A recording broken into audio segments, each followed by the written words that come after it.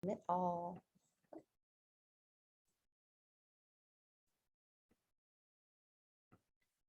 Excellent. Welcome to all of you as you're coming in. We're happy to have you here. Thank you for joining us.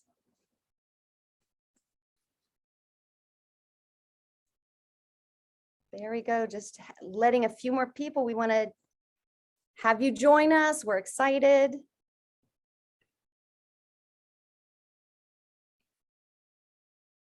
We will be starting our presentation in just a few moments.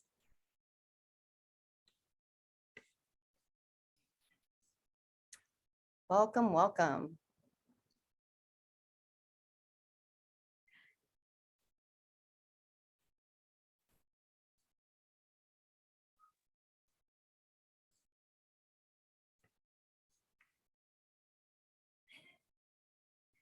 And we'll remind everyone, please keep your yourselves muted, if you will, please. And we will have a lot of opportunity for people to participate today through the chat, giving us lots of questions, etc. But just if you'd make sure you're muted, that would be fantastic. And in the future, Irina, as we're making notes for things, we're going to turn off that ding dong because it's coming in over and over. And normally we have that off.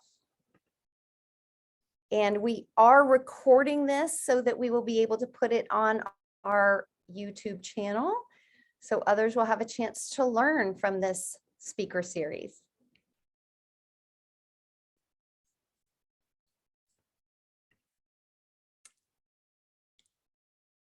We love those of you, if you're able to put your video on, we love that because we love seeing you, but you certainly do not have to. Just audio off. But we love seeing those of you who could join us today.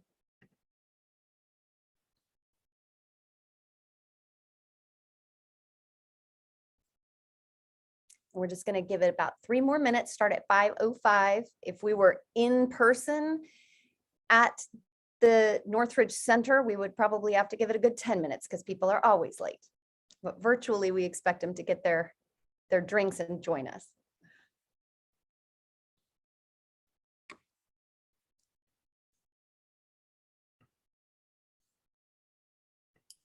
Are you saying we can drink?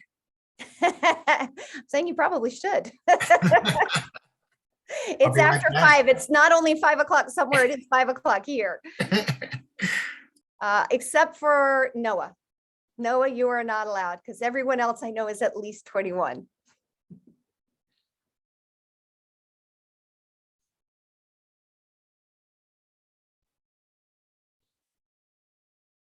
Oh, we have somebody I think blocked. If you're able to try and fix that, Irina.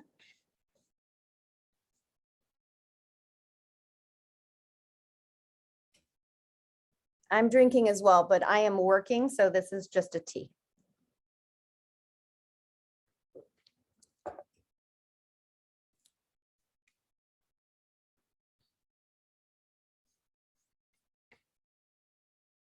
Love that we're getting more people joining us. That's fantastic. And we're about to ask our very own Dean Tarver-Baring to join us in just one moment, and she'll get our whole day started, our evening started.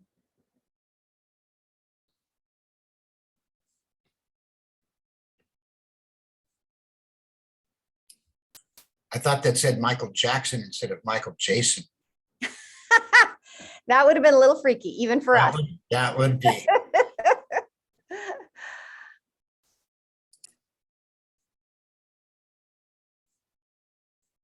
All right, just one more minute and then our event will begin.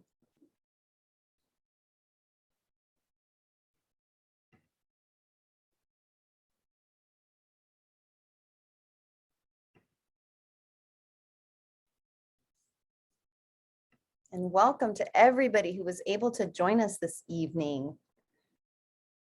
We usually try and pick a Tuesday for our Education on the Edge event because we find that there are fewer things that are conflicting. And if it were Friday, nobody would join.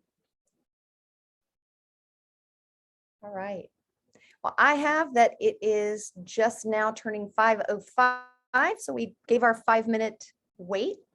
Irina will continue to let people in as they join us, but right now I would very much like to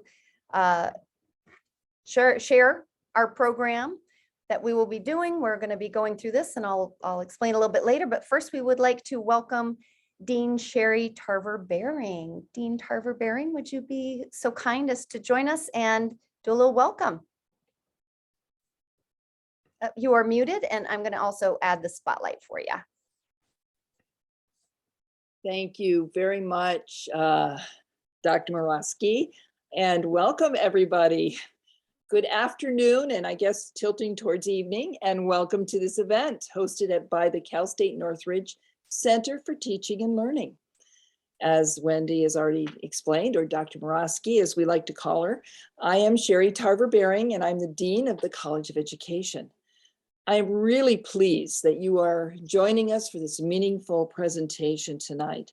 And although we are not with one another in person, it is still very special to be able to share this wonderful presentation with you virtually.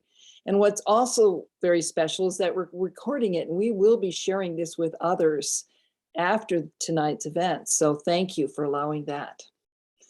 At this time, I want to share that CSUN recognizes and acknowledges the Sesquitem, the first people of this ancestral and unceded territory of Sesquivenga that is now occupied by our institution. And it honors their elders, past and present, and the Sesquitem descendants who are citizens of the Fernandino Tataviam Band of Mission Indians. We recognize that the Sesquitem are still here, and we are committed to lifting up their stories, their culture, and their community. I would like to thank the Executive Director and staff of our Center for Teaching and Learning for organizing today's presentation. Also, many thanks to our interpreters and to those who are helping to support this event today behind the scenes and as esteemed panelists. I also am excited that tonight's star and creator of the documentary we are about to watch is a recent CSUN alum. I can't even say it. Let's try one more time. CSUN alum. Yay. We are so excited. Once again, I want to extend a warm welcome to all here this evening. And I would like to introduce now the Executive Director and Eisner Endowed Chair for the Center for Teaching and Learning, and our most wonderful, talented faculty and colleague, Dr. Wendy Murawski, to tell you a little bit about the CTL, the organizers, and the hosts of the Education of the Edge series. Thank you. Thank you, Dr. Tarver-Baring. We always appreciate you joining us and always supporting our events. So thank you. So I've got about 3 minutes to give ourselves props, honestly, to just tell you a little bit about the CTL. The Center for Teaching and Learning is proud to have presented the Education on the Edge speaker series since 2015. Since that time, nationally known presenters like Drs. Diane Ravitch, Temple Grandin, Alfie Kohn, Tina Bryson, and even Matt Damon have joined us on campus to offer their cutting edge insights into a variety of topics relevant to CSUN educators, students, families, and the local community. And Matt Damon sat next to me for an hour and a half, and we're like this now, truthfully. In 2018, our series became renamed the School's First Federal Credit Union Education on the Edge Speaker Series. Rolls right off the tongue. Thanks to a very generous gift from SFFCU. And it supports our series financially and makes them free to the public. So we're very excited about that. Until the pandemic, evening events were held at the Student Union for audiences between 50 and 500, depending on the topic. With the shutting of campus, the Education on the Edge series moved online. Well, this curtailed the ability of our speakers to visit local schools, as we sometimes had them do. It has opened up these presentations to a more international audience, and we're excited about that. Plus, we can record them. Our topics have addressed the use of educational technology, policy implications in education, neurodiversity, universal design for learning, social justice, and much more. Events are organized by the amazing folks in the office of the CTL, and special thanks, shout out right now to Irina Yakubova and Sheila Ramos. Love you girls. The CTL sponsors a variety of events and publications, so we encourage all of you to get on our mailing list if you have not already done so. Simply email us at ctl@csun.edu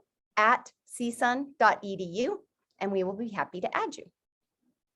Tonight, we are so honored to be highlighting the work of one of our own, as Dean Tarver-Baring said, one of our own recent CSUN alum. She's right, it doesn't roll off the tongue easily. While he will be introduced in just a moment, I want to recognize that discussing transgender identity and specifically education around gender identity absolutely fits with the CTL's desire to bring a spotlight to important and timely issues that impact education nationally. Because tonight has a very different format from our previous Education on the Edge events, in that we'll be screening a documentary and then engaging in a panel discussion, we're all going to strive to be respectful, open-minded, and above all, kind. Tonight's session is being recorded and will be available in a few days on the CTL's YouTube channel. And we are also currently uploading into chat tonight's program, so you can feel free to follow along, so you can check in and chat for that. Now, I am pleased to introduce Andy Black. Andy will introduce tonight's featured documentarian. We have a history of inviting individuals to do the featured introduction who have a strong connection to the topic or the speaker. As a high school student, Andy struggled with their transition. They identify as non-binary and prefer the pronouns they and he. Andy currently works at UCLA, another good school, as an administrative assistant, and we are so glad they were able to join us tonight. Andy. Just unmute yourselves and we will highlight you. Hello, everyone. It's my pleasure to introduce Avery Fox. Avery, preferred pronouns he, him, is a graduate of CSUN. He graduated cum laude with a BA in CTVA, television production, in 2021. Avery is a producer and currently works as a full-time post PA for ITV America. He has interest and experience writing, directing, and editing, and is a digital creator and advocate for inclusion on social media. Drawn to the unscripted world, he co-created his thesis documentary, Translucent, which became a finalist in the 48th Annual Student Academy Awards and was a first-place winner for the CSU-wide Here's the Pitch competition for his scripted series, Transcend. Thank you so much, Andy. Avery, it's all you. Hello, everybody. Thank you, Andy. Thank you, Wendy. Thank you to everybody who helped to put this event together, and especially to the other panelists. I'm so excited to have been invited tonight. I'm so excited to show you the documentary. It's really special to me. Deciding, going into my thesis class and, having to pick what we were going to do it about. It was pretty quick to realize that I had the rare opportunity as a transgender person and as a transgender filmmaker to create a story, create a documentary about my experiences and, to do it the right way. With all the footage that I had been filming over the years, with the progress of my transition, half of it was for my own, just to have for myself to be able to look back and remember what it used to be like, but also to be able to share and, give back, because so many people, so many other transgender people have helped me realize and discover who I am now. And if I can do the same for just, one person, that's what I want to do. So it is an honor to be here. I'm very excited to introduce to you Translucent, and I really hope you enjoy. Thank you. Thank you so much, Avery.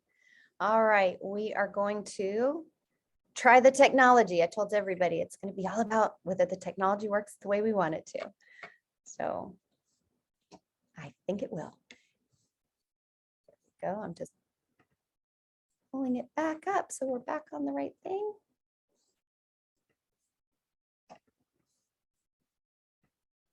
Get over. Sorry guys, this is what I was most worried about. I hurt my hand and I'm very, very slow now with clicking on things. All right. Somehow I've lost it.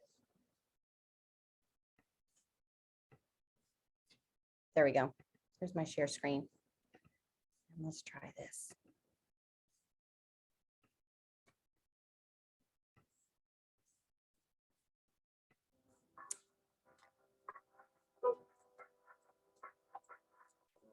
It's taken a lot for me to set up this camera and press the record button because I've just been really nervous and unsure of myself on whether this is something I want to do, something I want to share. So today is January 18th, and a month ago today, on December 18th, I had top surgery at Hahnemann Hospital in A Philadelphia. lot of footage that I didn't really know what I wanted to do with. I just knew I needed to film. Couple weeks, I leave back to California, back to school right now. And just last week, I realized some visible dark hairs, kind of like to the sides of my lips. Someone here look up to in the trans community. I just want to help out. I think I like the way that I look. It's an interesting feeling. I recognize myself more in the mirror every day. I'm proud of myself. I cannot wait for my future. My name is Avery Fox. I'm 21 years old and I'm from Mount Laurel, New Jersey. I was really confused growing up. I didn't know when I was young. Didn't know that I was trans when I was 5. I didn't know when I was 15. I was just really unhappy with kind of a lot of aspects of my life, and a lot of it having to do with my physical body. Never feeling skinny enough, never feeling pretty enough, always feeling like I needed to wear makeup when I went out in public. I just wasn't normal. And I didn't know why. And I always tried to be normal. That was always my goal. Literally the words that I used when I was complaining to my mom why I was sad when I was younger. I just want to be normal. I just want to be like the other kids. But I didn't know what it was. Avery was probably, I would say, 5 years old, and his brother wrestled on a wrestling team. And all Avery did was want to wrestle on the wrestling team.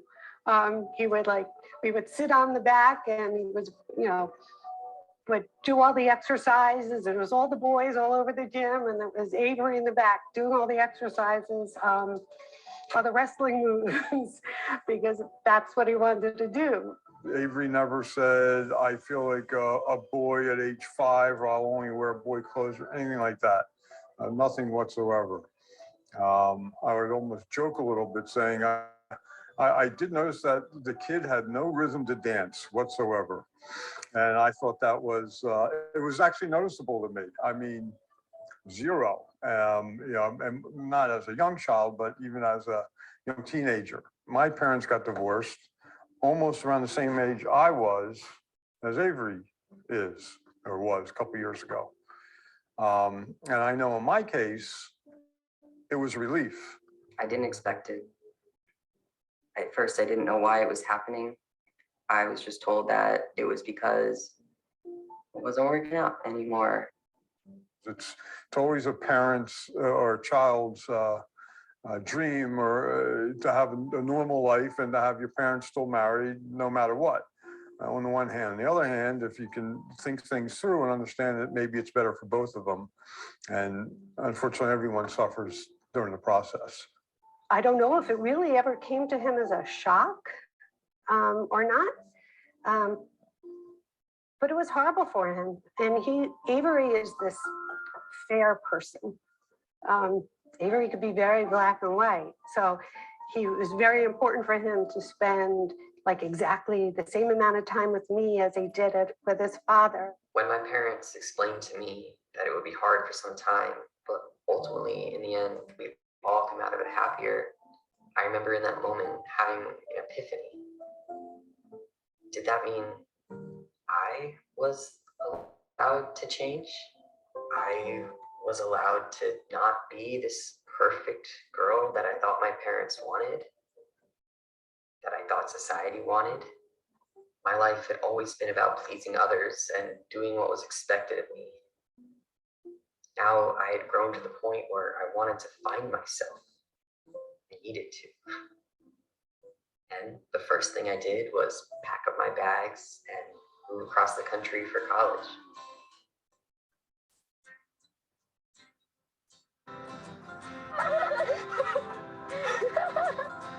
I had the most amazing year.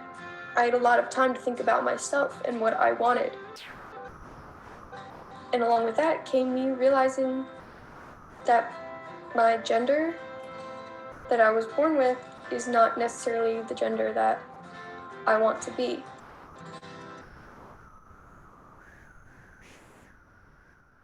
I was really scared to come out to my dad. I decided not to tell him until 3 weeks before my top surgery date. And it was mostly just because I was using his insurance, so I needed to tell him. And I know that's bad, but he scared me so much, and I don't know why. Growing up, there was lots of fighting. I mean, I just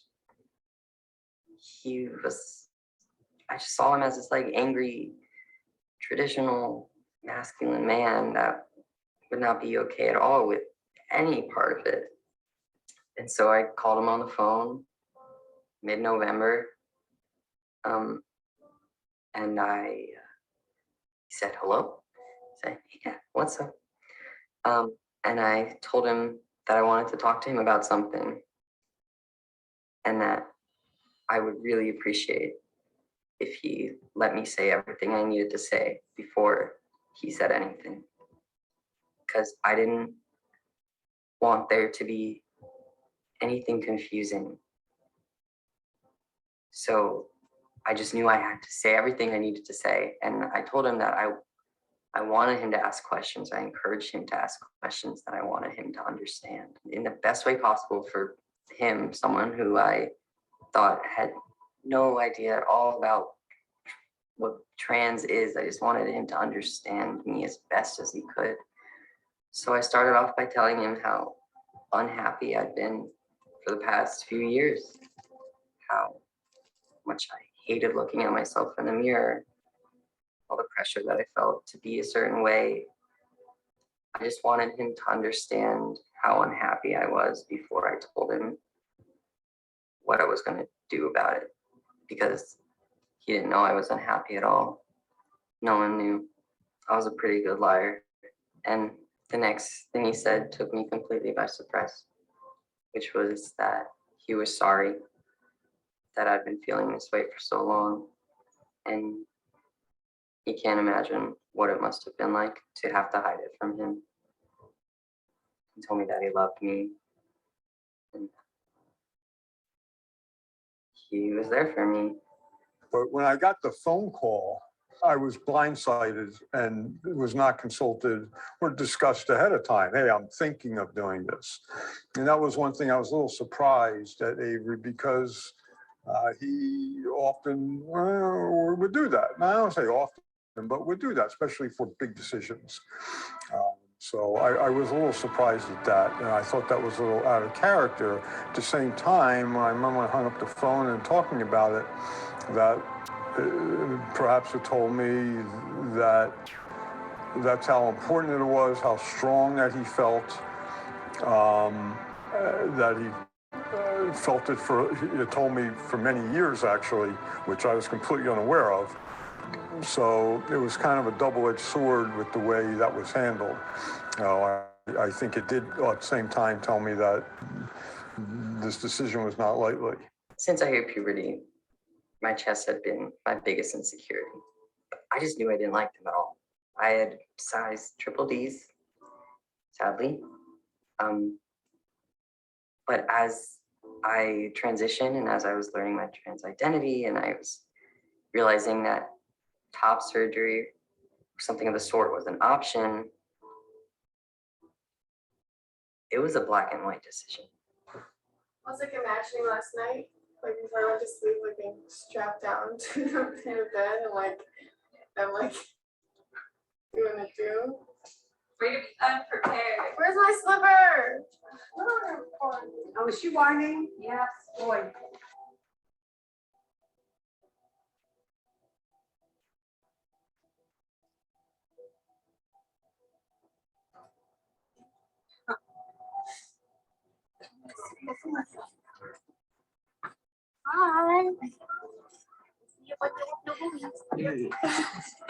Once I learned what top surgery was, it was a no-brainer. And my mom understood that too. I think she could just tell by the way I talked about it that it was something I wanted done as soon as possible. He explained it to me and I understood why. And I understood why when he looked in the mirror, it was so important for those to be gone. So I think I started the next day trying to figure out how we would get it done. And, you know, by that time he had been binding for a while and I hadn't known he was binding. So once he expressed that to me, I was actually, it was for many reasons. It was for health reasons. I didn't want to see him binding anymore. I know it's really uncomfortable and it really hurts. It's really bad medically to have to wrap yourself up like that. And mentally, I can't even imagine what that was like every day, having to hide yourself. So actually, once I understood that, it was really important for me to make sure that he was healthy and that we could take care of it as soon as possible. After getting top surgery, especially the day after, the week after, I just remember feeling so excited, giddy, and childish. I mean, I was being taken care of, and there was nothing there. It was weird. I would just keep touching my chest, and there was nothing there, and like there were like parts of my chest that I'd never seen before because of how large my chest was. I just like couldn't. It was absolutely wild. I remember a week after surgery, the first time I was allowed to take a shower. Not even thinking about it, I started dancing in the shower. And I realized in that moment that I never danced in the shower before. And that was a really big moment for me. It seemed so small, but I was just like, is this how I'm supposed to feel? Like, am I supposed to be happy like this? And like, do normal people dance in the shower? I don't know. And then I started asking my friends and they're like, yeah. I was like, oh. And I just, I never did because I couldn't even look down. I don't know. I could breathe finally. And then just, as the months went on, connecting with my body only got easier and I only got happier. When I first discovered that I identified as non-binary, transmasculine, and then now as a trans man, testosterone was always, on the table as something that I could do, similar to when I discovered that top surgery was a thing. I knew I wanted to do it. It was black and white, but testosterone was always a decision that was full of many different colors. Because there were a lot of things that would go into it. It wasn't like top surgery with had a chest, now I don't. A lot happens with testosterone. Some things that you don't really know about, some things that you might not like, some things that are irreversible. So it was a bigger decision. I started on a low dose, moved up to a normal dose a few months later. My doctor just wanted to start me off low, get my body used to it. I've been on T for about 1 year and 4 months now, and a lot has changed. My name is Avery, and this is my voice, 3 weeks on T. My name is Avery Fox, and this is my voice, 5 weeks on T. My voice, 6 weeks on T, 8 weeks on T. 2 months and 2 weeks on T. 3 months on T. 3 months and 2 weeks on T. What's up? My name is Avery Fox, and this is my voice. Oh God, 4 months and 1 week on T. And this is my voice, 7 months on T, 9 months on testosterone. 1 year on testosterone. And this is my voice, 1 year and 3 months on testosterone. Hi, my name is Avery Fox, and this is my voice, pre-T.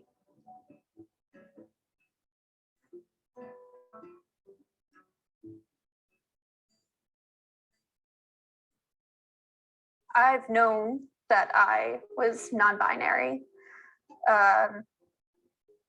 since about 2013. I think I kind of knew. So wow, a little over 7 years ago. I always knew that I was LGBTQ. Like I had feelings, but without,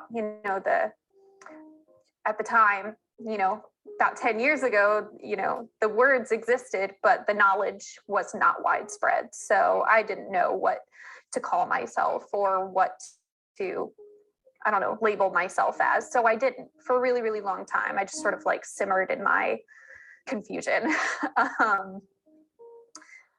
So I knew for a really long time, and I never came out because why would I? It didn't feel like an option for me for a really, really long time. And the summer that Avery came out to me, and that was beginning of the summer, I had planned my coming out to my family. Thinking back when Killian, before they came out, obviously, when they moved to California and they cut off their hair and they changed their name, it sounds a little familiar. I feel like I can't go without saying how subconsciously they helped me in a tremendous way in showing me the option of moving to California, cutting off your hair, changing your name. I mean, I had no idea at the time, but I think they paved the way for me. And I think if you talk to them, I think me transitioning helped pave the way for them to be comfortable and be open about who they are now. I'd written little speeches and letters and filled notebooks and recorded myself.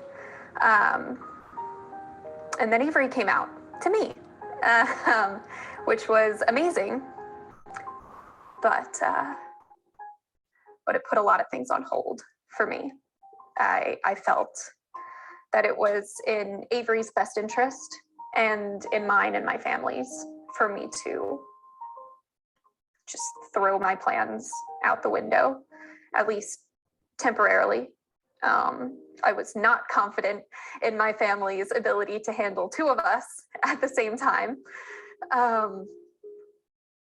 So I didn't. I threw out all my speeches. I deleted my recordings.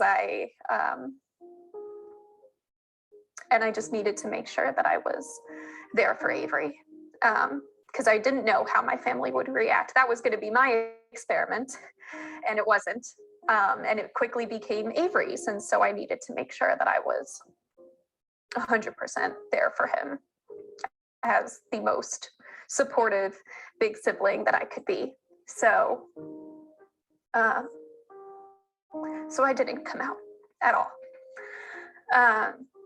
which was fine for a while, but it definitely took its toll. They came out to our parents only just a few weeks ago, and I'm extremely proud of them. I just want them to be happy, just like they wanted me to be happy and help me through my transition. I just want the same for them, and I'm so happy that they're getting it. And they're a lot older than me, and I'm upset that they didn't feel like they could express themselves sooner. They won't have as much time as me to be their true self. And that's sad. And admittedly, it was really hard for me to watch him be happy. I was never resentful. I wouldn't even call it jealousy. It was just, I was so happy to see him happy that I was able to sort of put myself on the back burner for a really long time. But the last year, I think, was really, really hard. And I kind of got to this point as far as mentally and emotionally where I saw Avery was in such a better place and so much happier than he'd been. And it wasn't my feeling of, oh, now that I see him happy, I can move forward. It was also seeing my family accept him and love him for who he is. It had to happen where I finally came out. There was no holding back. I thought they've handled him now for like 2 years, and they've proven that they're capable of feeling love for him and support. And it was very much my turn. So I took those steps. And as hard as it has been at times, it's the best thing I've ever done for myself. So I'm grateful to Avery. He helped open those doors without really knowing it at the time, because Avery didn't know anything about how I felt, or that I'd had plans before his coming out.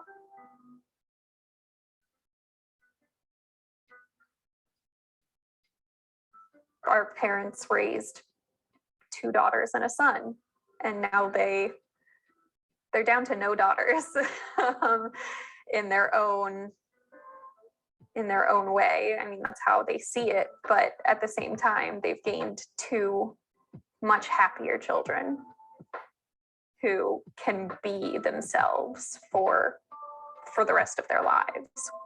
Very proud of Avery. I know I can't imagine, I really cannot imagine being in the shoes of someone that has that, especially for years, that feeling of I'm in the wrong body, I'm the wrong sexual orientation. It's beyond my imagination so far that I feel bad that in some small way I was responsible. I needed to get on board. I mean, that was my job as a parent, was to get on board with him. It's his life. I mean, I really tried to teach my kids, I'm living my life, I'm doing my thing. This is their life. This is their path to follow. So he is,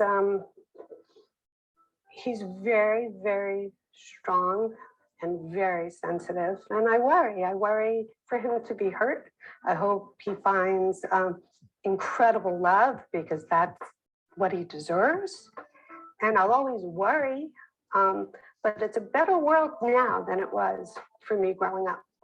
So, so I trust that he's going to have everything in life that that he wants and needs.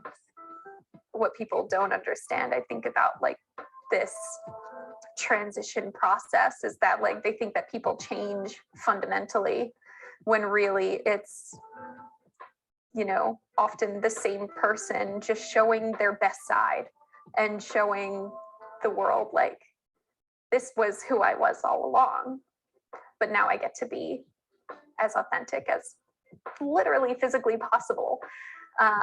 And Avery has shown that in such an amazing way. Avery has always been Avery, and will just continue to be better and be the best version of himself. And that's the only thing I think anyone can add to this, is that, you know, it might be a journey, but in the end, like, Avery's Avery, and it's going to be like an awesome Avery.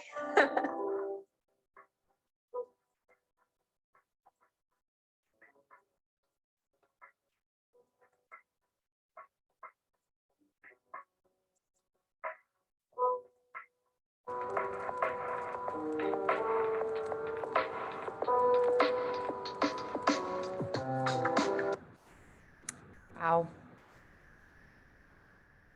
So what I'd like us to do just to start is, if you guys would please go into chat and write one word, because we will be using the chat for questions, but right now just put one word that you're thinking right now based off the video that you just watched. Excellent.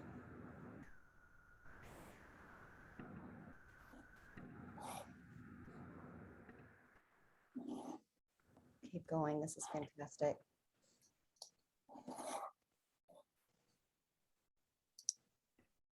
Loving this.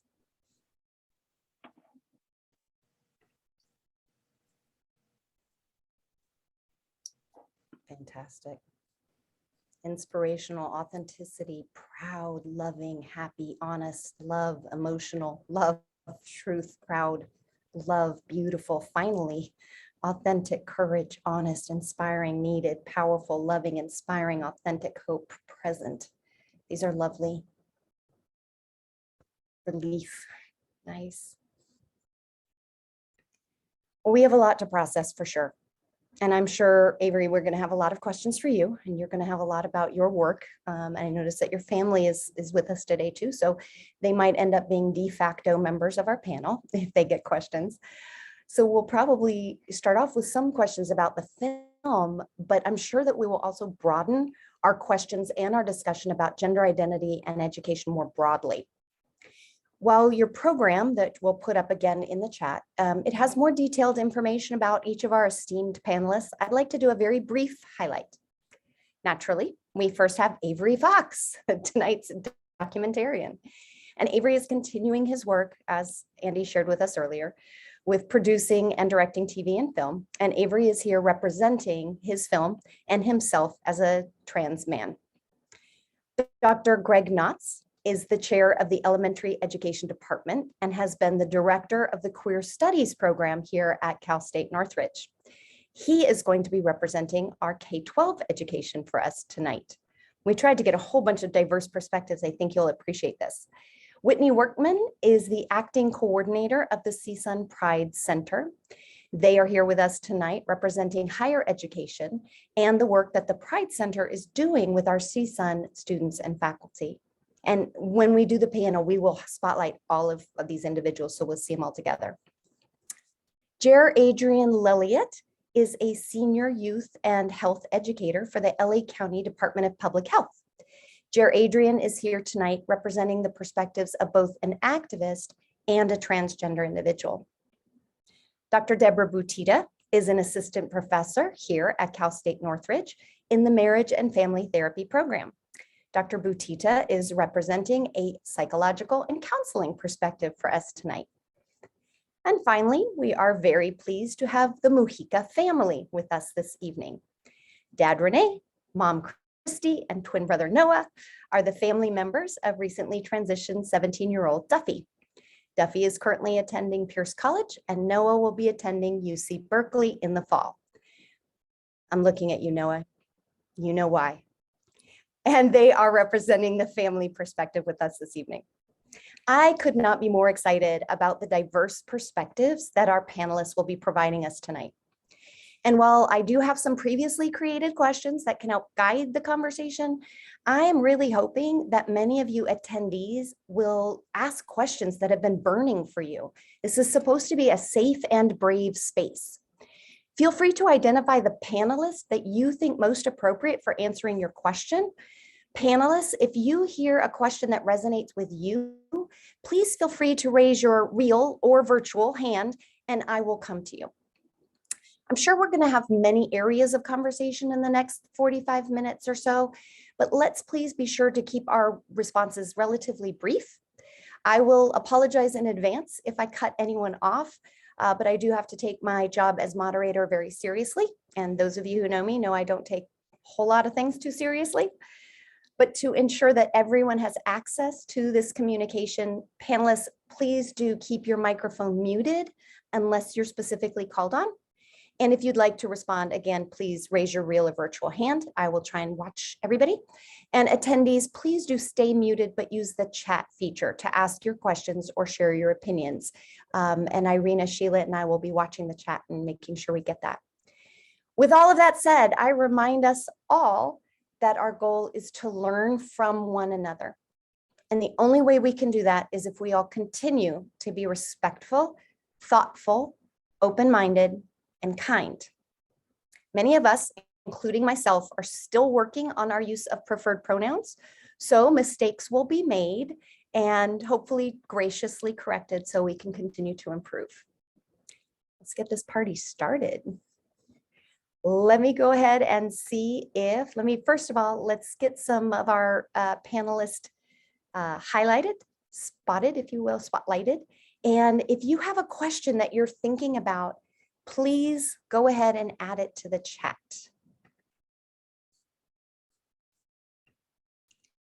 And I'm going to actually start Avery, with a question for you.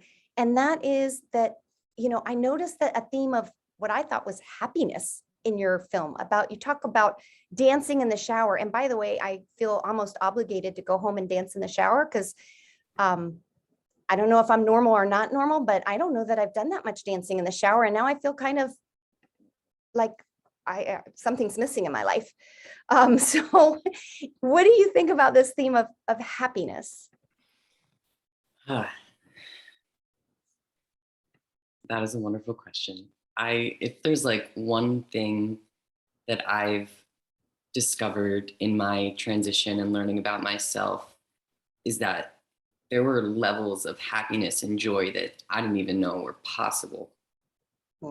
And that was once I reached a happiness that I didn't know existed, then I was just like, what else is out there? And that's how I've, gotten to where I am today. But in terms of the documentary, trans representation in the media is scarce as it is. But of the media that does exist out there, a lot of it's not great, or a lot of it focuses on negative experiences and bad coming out and being, kicked out of your family. And while those stories are important and should be told, they shouldn't be the only stories that are told, because there are so many more stories.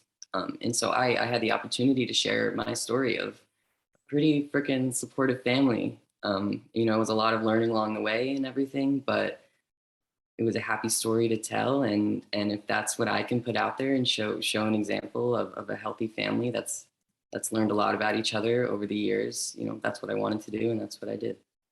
You certainly did very well. Thank you. So again, I'm gonna, we got a question right away, and then I'll come back into it. So Dr. Julie Gainsberg is right away starting for you, Avery. And maybe after this, Whitney, you can jump in on this, but what ways for you, do you think CSUN has been supportive, or how can we be more supportive of our trans students? So we'll start with you, Avery, and then I'll transition to you, Whitney, so you can tell a little bit about what's happened at CSUN, okay? Sure. Yeah. So one thing great about CSUN that I learned, when I first started at school was our Pride Center, our organization within campus that is meant for LGBTQ students, and the Pride Center specifically, where, queer students can gather and be surrounded by people in our community. And one of the events that the Pride Center puts on, I believe they still do it, is called Tea Time once a week, where it's only for, people in the trans community to come together and just have discussions and get really deep, or watch a movie and laugh. But it was like a really special space that I became a part of, at the beginning of my transition, and just being able to talk to them, and especially talking to elders and hearing their experiences was a huge help in me finding my way. Wait a minute, talking to elders, like people like me? Like queer elders. Okay. Yeah. I don't know that was, I'm gonna have, like, my preferred pronoun is young. Is that okay? Can we, young Wendy? Is that Sure. all right? So I meant elders in a way, People who have experienced it for longer than you have? Yes, exactly. Okay. Whether All right. that's 5 years or 20. Yeah, and then otherwise, I've made a point to like gain some really good relationships and take some really amazing classes. And I, before every semester, I send an email out to all my professors saying, hi, like, my name is Avery. You're going to see this name on your roster. Please don't call me that. And I explain where I was at in my transition, and that I'm proudly transgender, and that I'm open to conversation. And although that's very personal and not everybody may not want to be that out there, I found that being open in that way was a big help in, fostering community in my classes, or gaining those good relationships with my professors that then wanted to better understand. And I even had a few classes that added some to their curriculum after learning that, I was a part of it, like a gender and culture class that didn't really talk about trans people. Wow. Then we did. Yeah. And you felt like your professors here at Cal State Northridge were supportive when you explained that of what your name wanted to be, or your pronouns, or anything like that? Yes, there was some confusion. There were some people that got it wrong and got it wrong again. So there was definitely some frustration that I experienced. But, I'm confident in who I am, and I wasn't going to take anything less than what I deserved. So I made it a point to have those, longer discussions if I needed to with professors. Excellent, thank you. Whitney, let's transition to you. You are our acting director of the Pride Center. So can you tell us a little bit about what the Pride Center does, other than what Avery has just shared with us? But also, if we go to any university, can we expect a Pride Center, or is this specific to Cal State Northridge? Yeah, so I will confirm for you, Avery, we do still have tea time. And we've actually, part of me coming on to the Pride Center, a big focus of mine was to be more intentional about the spaces and the programming that we're creating. And so part of that was we've created student job postings. So this is a specific role of students who facilitate tea time and who are opting and saying, I am here because I want to do that work. I want to work with the community. And they are required to have some knowledge and experience with the trans community. And I've really seen the positive impact that has had on tea time and how much more of an intentional space it has become. In terms of other campus related things, we do have a preferred name system in place now. Students are able to have a preferred name in the CSUN system. They are able to add pronouns. Currently, it's a drop down of a selected few pronouns, but they are able to add that. We also have, I do Trans 101 trainings for the entire campus. I also have Trans 201s.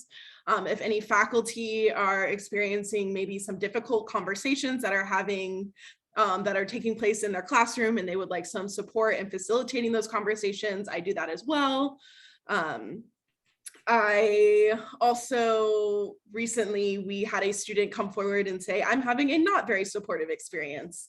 And in response to that, we said, the LGBTQIA+ advisory committee, in collaboration with the Pride Center, held 2 town halls and produced a survey for trans students to give feedback and demand what they needed from our institution.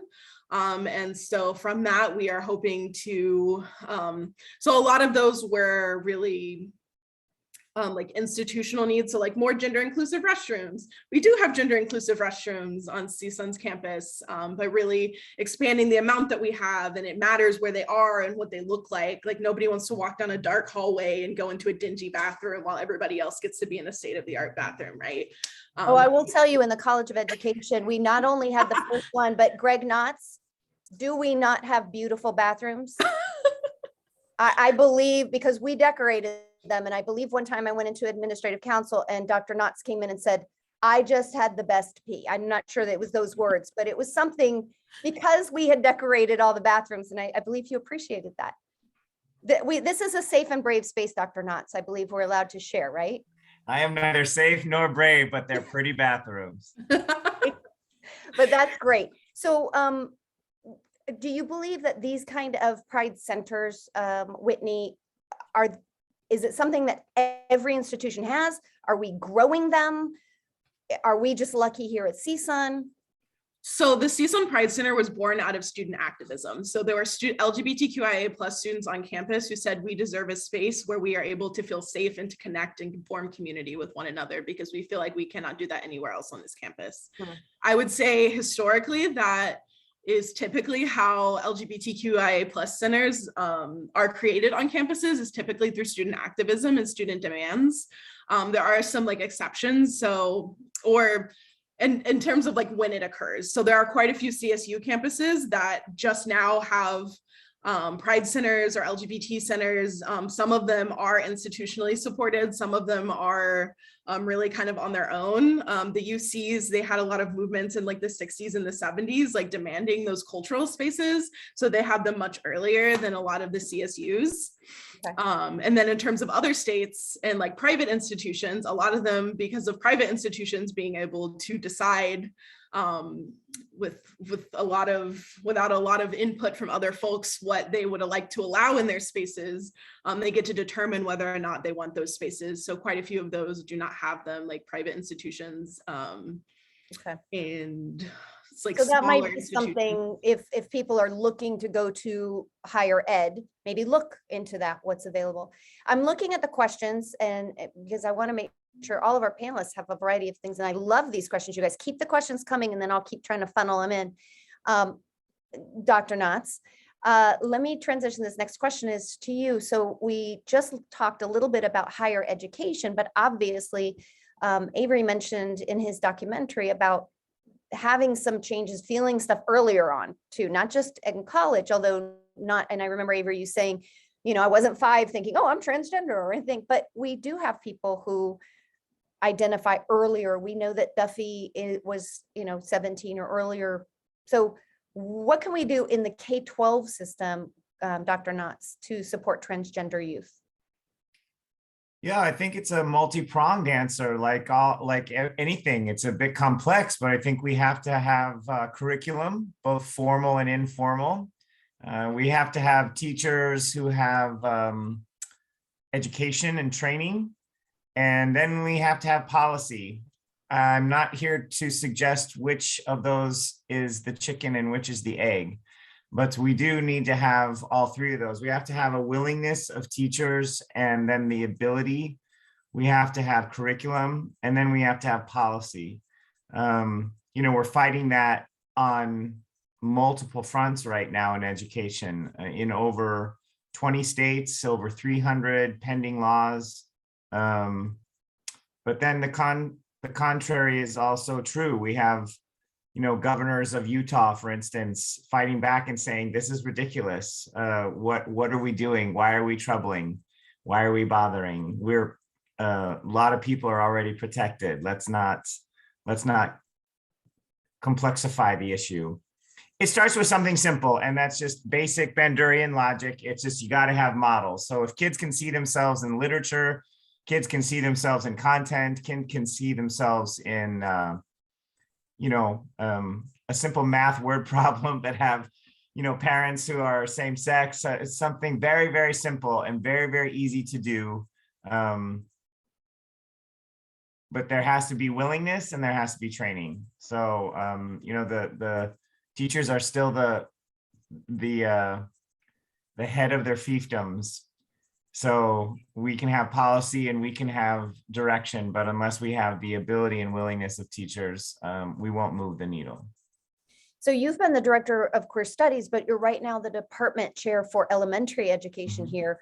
Are we doing anything in education? Like, do we include conversations about transgender students and things we can be doing as teachers? Is it in a specific curriculum or is it just based off the teacher themselves? It's a dangerous answer to say it's based on the teacher themselves, but I think in the lived reality, that's probably more true than not of people who are already in practice. If they're getting a credential from elementary education at Cal State University Northridge, they are being, and I imagine they will be taking with them the ability to address all levels of identity in the K-5 classroom, the pre-K-5 classroom. There's an intentionality in elementary education at Cal State Northridge to make sure that we're approaching all identity through a social justice lens, making sure that when we talk about DEI, diversity, equity, inclusion, we're talking about the intersectionality of people. We're talking about the intersectionality of identity. And that is largely through, probably with most intention, through the social studies curriculum, in terms of historical figures, making sure we're including voices across all type and kind.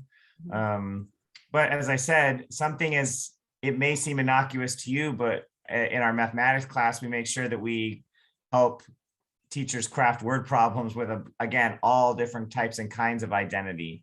And the less I'll say it very positively, the more you make all diversity, equity, inclusion a part of a very typical conversation across identities. I mean, that's what I learned about the Fox family. They in the last handful of years helped, I think in the last 24 minutes, help a lot of people understand that identity and complexity, and the complexity of identity, but it just is in their family. And I think the more you present the just is, rather than overly burdening identity, the more easy it becomes for our teachers. So our teachers are leaving Cal State Northridge prepared. I can't say what they'll find when they walk into every school, but if So they're that's in the case with California, everything, right? yeah, I mean, if they're in the good news for us at Northridge too is that they walk into contexts like Southern California, where there's just all different types and kinds of kids. And we have policy and legislation in this state that protect kids, again, across all different type and kind of identity. And we're up against, like, we have great models here, but at the same moment, we've got, 23 states fighting against the very things we actually pride ourselves on. Right. Okay. Well, thank you. I'm seeing a lot of questions. And so here's where I'm going to go with this. Dr. Butita, I'm going to come to you about, and the question in the chat was about the psychological supports, not just for CSUN, but in general. I want to ask about psychological supports for you. And then Chair Adrian, there's been all these policy questions, and I know that you are very big in activism. So after talking a little bit about the psychological aspects with Dr. Butita, I'm going to come to you for policy. And then Mujica family, we're talking about family dynamics, intersectionality. You got a chance to see what the Fox family experienced. We're going to find out a little bit from you as the family perspective of what you've been going through, and what did this film make you think of, and how have you been answering questions and things like that. So that's where we're going to bounce. Okay. So Dr. Butita, you're on. How do we make sure people feel safe psychologically? What can we do to have those affirming homes and communities? And keep in mind that not everybody on here today is from Southern California or is CSUN affiliated. We've got people here from all over. So yeah. So first of all, I just want to acknowledge the brilliance of this film. Avery, I mean, I'm moved and hardly can speak. I also want to just say, for full disclosure, I identify as a gay woman. I am also a mother. My partner and I have been together for, not about me, but for over 20 years, and have a 21-year-old son. And I take a lot of pride, and this is an area of specialty for me. So to watch your work, and also to watch your family's response to all of this, I echo what Greg said about the Fox family's response. And it really reflected the complexity of all of this. And this also ties in with schools, is that it's really about socialization, right? And how we socialize people regarding gender and gender identity. And that, Avery, when you said, I just didn't feel normal, right? And that you just wanted to be normal, that was a statement that truly reflects how you internalize, my guess is, those expectations that we have. And I just think we have to be mindful that the person often in a queer identity, in many queer identities, is struggling with that issue of, I don't fit in somewhere. And so it becomes then, where do I fit in? Where do I belong? And of course, we want families to be that first point of belonging. And I think, I was really just so, I just thought the way that your parents and your siblings responded, but I was equally moved by your sibling that was struggling with, is it Killian? Mm-hmm. With also their own story around coming out. And I think one of the most beautiful quotes of the film is that, they started with 2 daughters and 1 son, and now, I don't know exactly, but it comes down to now they have 2 much happier children for the rest of their lives. And that is really what I think I would say to any parent as a family therapist. Your child has probably been in this process for a long time of questioning, of wondering, of struggling, of fearing rejection. And that's at the core often, because queer identity is so often a non-visible identity.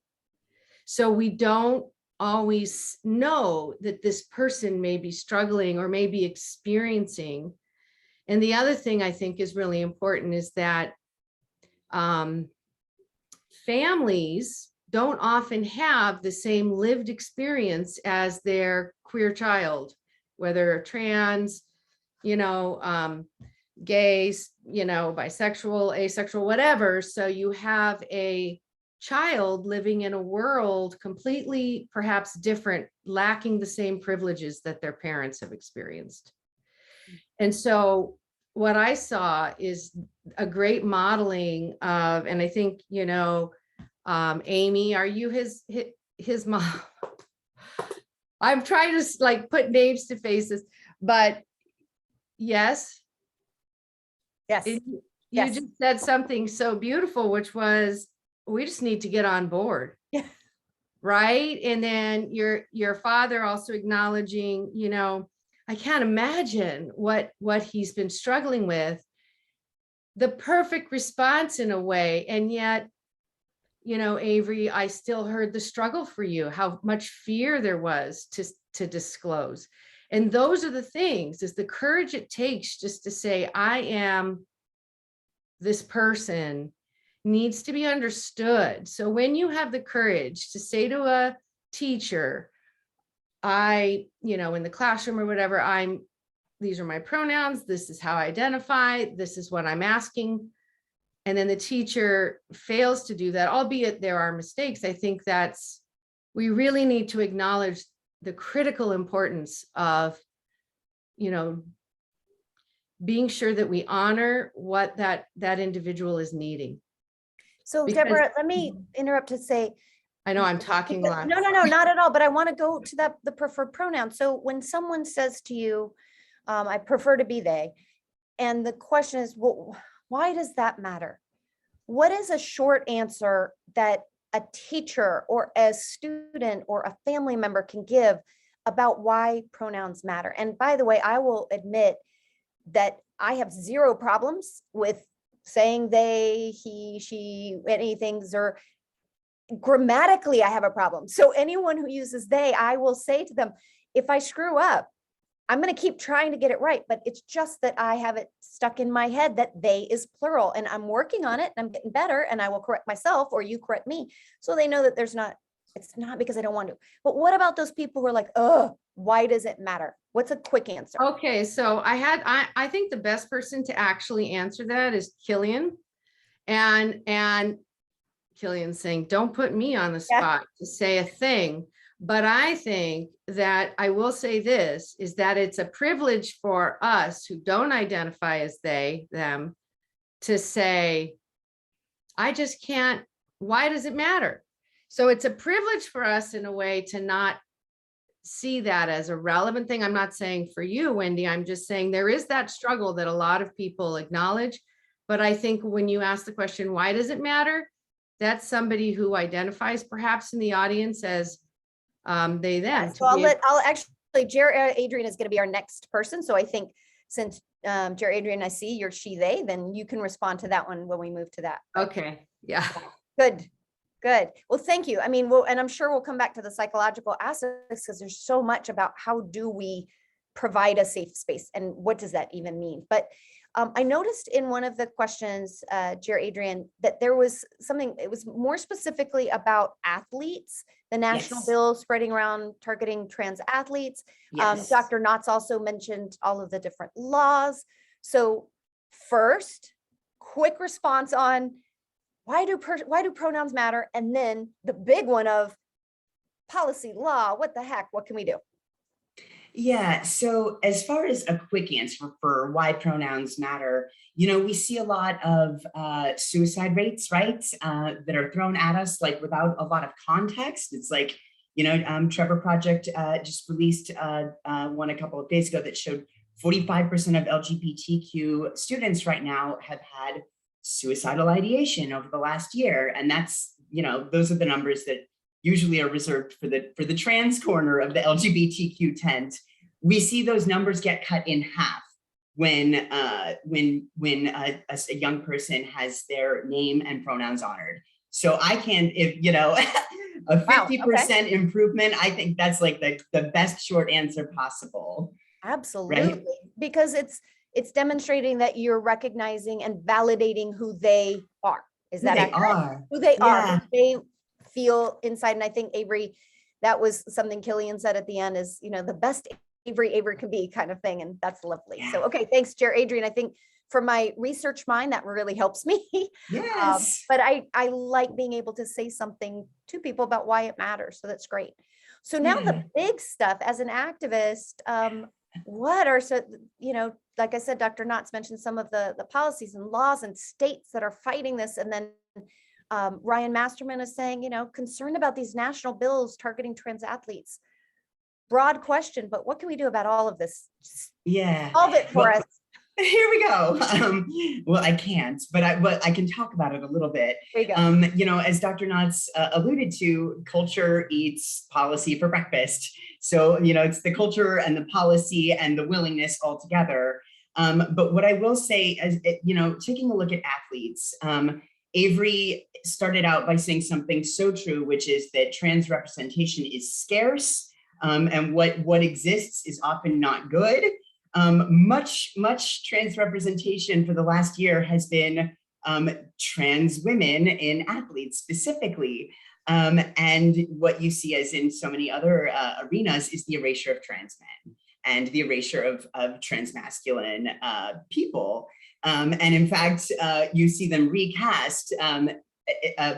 Many of us have seen in the news photos of trans athletes, and people will assume that it's a trans woman, and that's what the headline will want you to assume, and it'll actually be a trans man. And so I'm going to interrupt you again. Yeah. Because again, I want us to clarify, and I had written my notes that as well. In the film, Avery said, I was non-binary, trans masculine, now trans man. So clarify for us, please. What is the difference? Trans man, trans woman, non-binary. Clarify some of these terms for us. And are there certain words we shouldn't be using or should be using? Because it seems very fluid. And, you know, obviously we want to be as accurate as we can. Sure. I appreciate the question. Thank you.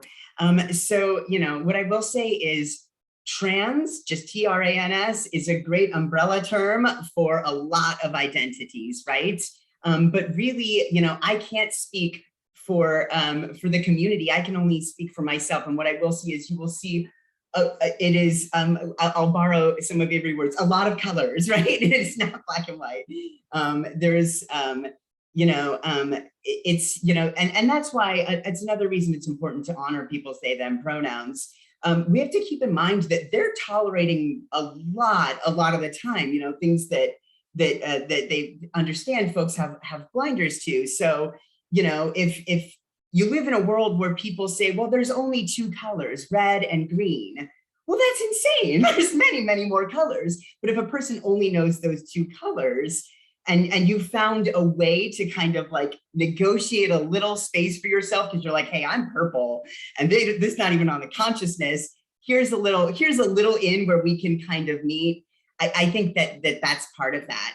But what I really want to say about athletes is, you know, I try not to even use the names of female trans athletes anymore, just because there's been so much overexposure that they did not ask for.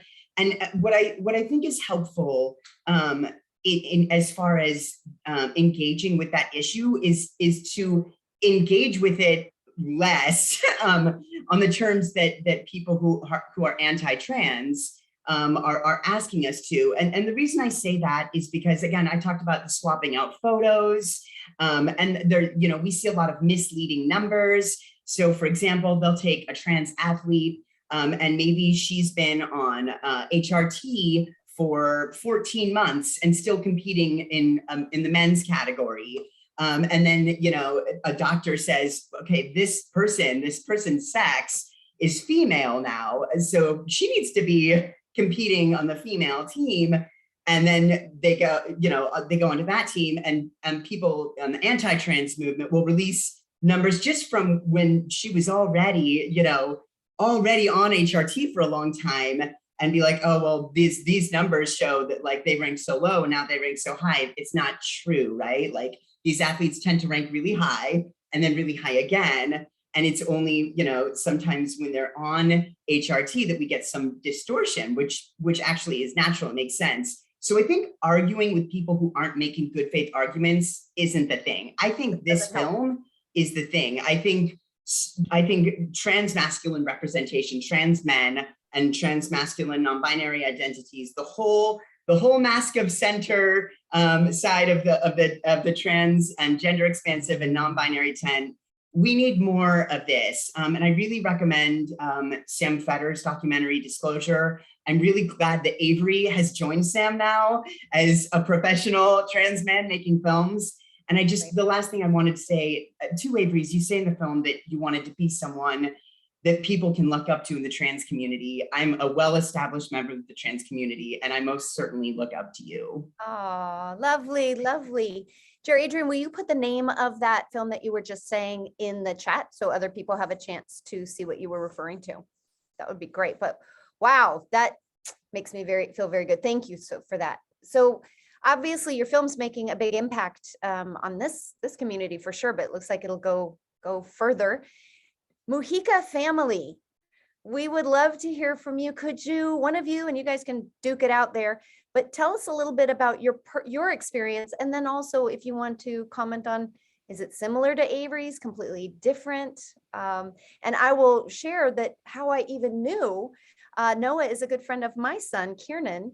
And at one point I was going to go to an event and see the Mujicas, and Kiernan just mentioned offhand, oh, and Noah's brother, you know, Duffy recently transitioned. I was like, really? Because I have an event coming. That's amazing.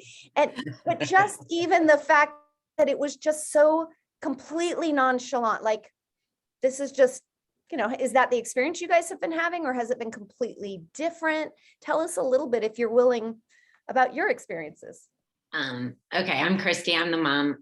Thank you, Wendy, for inviting us. And I really enjoyed the film. I mean, it was really, it's just nice to see when parents are very supportive and stuff, because it's your kid. I mean, of course, like you could come and tell me you wanted to be a chair and I'd be like, whatever, let's do it. I love you, you know. I don't know, how do you feel about it? But your twin, because Noah's a twin, so it was twin sister and now it's twin brother, you know. So I kind of thought it might be difficult for Noah to accept. But what were your feelings on it? Well, no, it's exactly like what Dr. Morosky said. It was just very nonchalant. The way that my brother told me, he quite literally just came into my room one day and said, hey, by the way, I'm a transgender male, and then just like explained it to me, said what they wanted to go by, Duffy. And I said, okay, yeah, sounds great to me. It wasn't like really much of a culture shock or anything, especially because like at my high school, El Camino, there's not like a stigma behind being transgender, behind being gay, like any sexual orientation or sexual identity that you have. It's not like a bad thing. People don't take notice. People respect it, but it's not something that people will judge you for. We'll gossip about. Yeah. Exactly. We're very. I heard, just recently, because you have prom coming up, and there were a few of your group at my house, and one of the people was gay, and there were some heterosexual, and there was a comment made of, wait a minute, how come he's going, the gay guys, he's got a female date and I don't? And then it was laughed, it didn't even matter. That's usually the way it works. Yeah, it was lovely. But Noah, how long ago was this? Was this your freshman, sophomore, junior, senior year? Like 3 months. It was actually a month ago, I think. So it had to have been about a month, maybe like like 2 months. 2 months ago. Okay. So really recently. Very and you had absolutely no idea. Duffy hadn't ever mentioned that he wanted to. Well, I knew. Okay. I knew a couple years, probably like 2.5 previous. They had came to me and said that they thought that they had been a boy their whole life. And I was like, okay. So I kind of went through like, oh my God, you know, like that initial, which isn't that, I mean, we have gay people in our family and my whole family, even extended family, were all like super supportive. And I think it's a big deal, I think, for parents, because parents, like how Avery's mom said in the film, like, you worry. Like, yeah, we live in California, you're safe here. I'm like, don't go to Florida, like, I just, that's what I worry about. Yeah. Them traveling to different states, and that's the only thing I really worry about. I just want them to be happy. If this is what makes them happy, it's so important to all of us, I think. I don't know. I mean, it's just. Well, that was very much a part of Avery's film, right? It seemed about happiness, about his happiness and the family recognizing that. Now, Renee, so you're the dad and you have a Hispanic background, right? Yes. All right. So does that culture play into it? Is there a difference there? Again, this has been a few months. So I haven't really, and with COVID and everything, I haven't talked to my extended Hispanic family all too often, but I've told my brothers, and I mean, we grew up here, so I mean, I don't have you're kind of California. feelings like, Yeah. where it's right. a bad thing or anything. It's just, They like- just say that they're glad that Duffy has parents like us. Yes. Because they could end up with some parents that, don't care, and like, you can't do this, or send them off to a pray the gay away place, or, you never know. But I mean, it's our kid. We love our kids. Like, we want our kids to be happy. Like, I just don't get that about people who have gay or trans or, anything. I don't know. Well, let me ask then, Chair Adrian, you have identified as trans. So did you also have a super supportive family? Not so much? Because we've got two examples now of love, and that's fantastic. But based off things that we hear and see, I would have to assume that that's not everyone. Yeah, no, that's so true. I really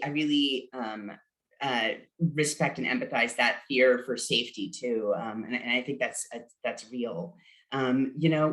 What's important to remember is how rare it is that young people change their minds about this. We've had a lot of studies about this, and including a very recent one that only 2.5% of trans youth detransition. And what we know in future studies along the way is that the young people who detransition, as small as that number is, tend to retransition later in life. And then I'm so sorry, I actually just forgot the actual question that you just now asked me. It was about your family. Yes, right, of course. My brain was like, no, I don't want to talk about that. Yeah, no, my family was not supportive. But what I will say is, and it's so important, that's why this is so beautiful. I also, if you're looking for more joy in your life, I recommend, going online and looking at #transjoy. And you get to witness a lot of euphoria like this. And it's so nice to see, there's a lot of educators here. I'm sure we're familiar with ACEs score, with trauma-informed care. You could imagine what it means to a young trans person, any young person, to be accepted, right, by their parents, and also what it means to be rejected.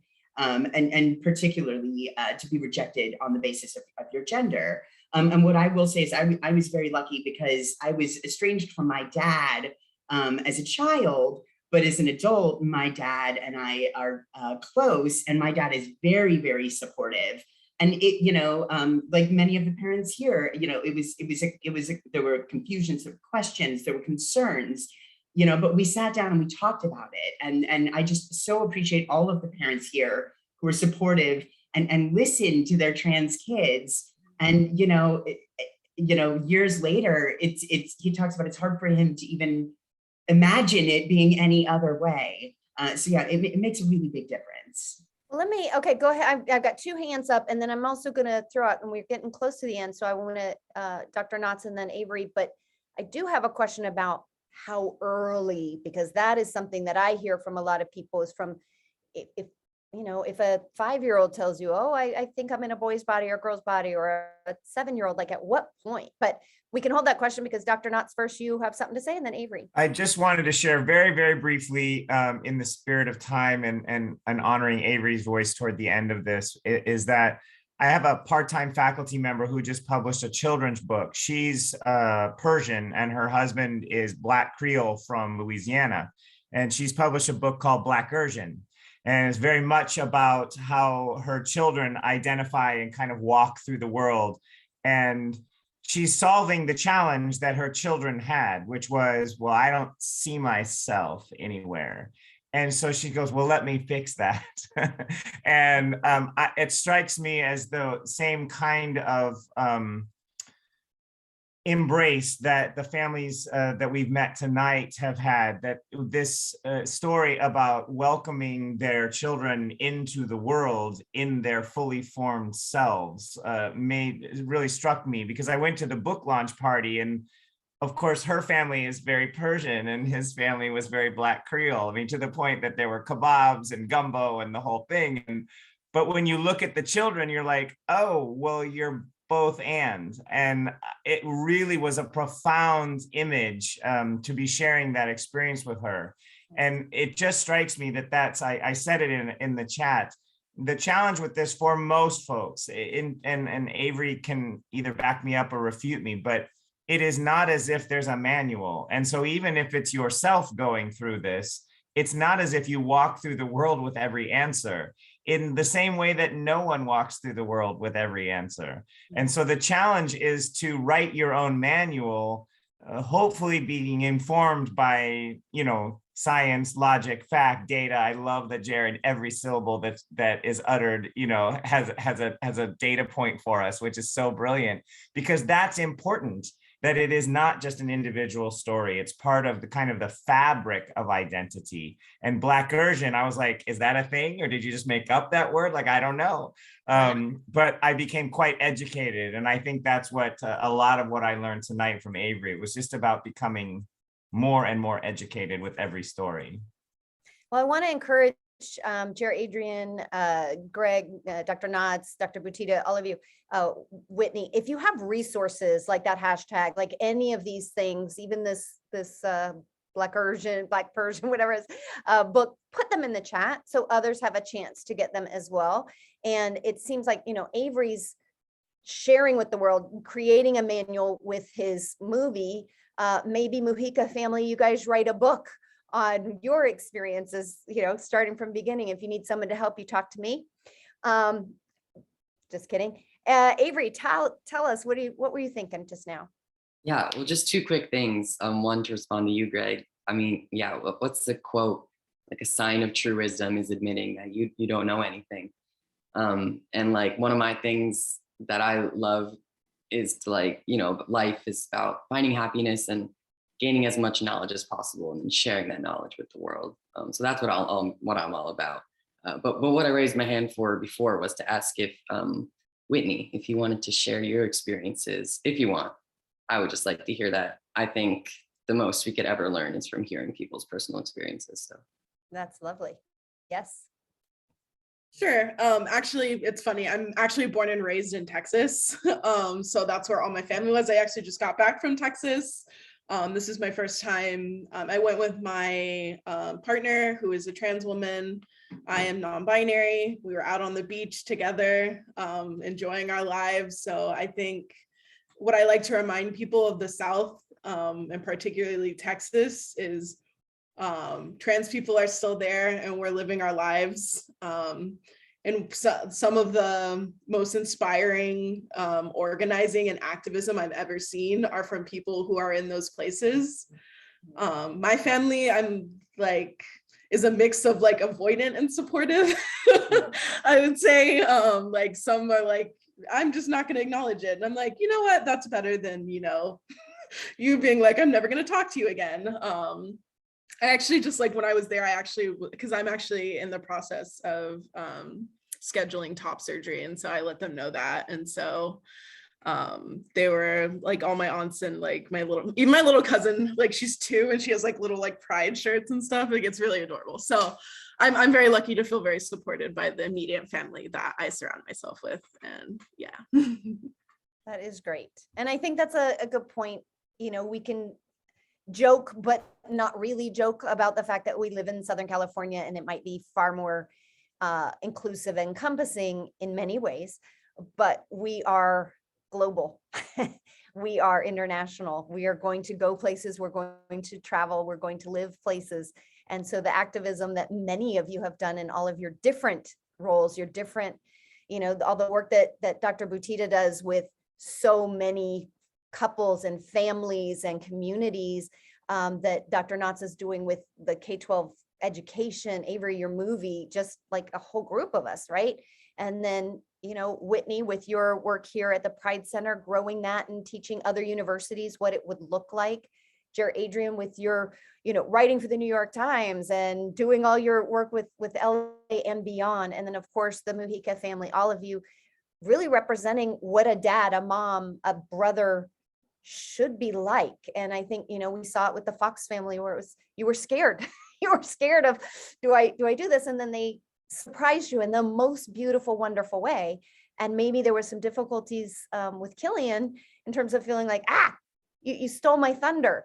And I have a sibling who always would try and steal my thunder or I'll steal hers. So, you know, siblings just do that. But it's just lovely how it all came together. So folks, it is time. I feel like we could talk to this panel for hours and get so much more information. So look up their names, look them up if you have additional questions and you want to reach out. I'm assuming, and you can do it by a nod of head, that all panelists would be willing for somebody to reach out and ask them questions. That's what I figured. They're awesome. And if you don't feel like you can figure out how to get to one of these panelists, by all means, you can email us at the Center for Teaching and Learning. Irina, go ahead and write it into the chat, ctl@csun.edu.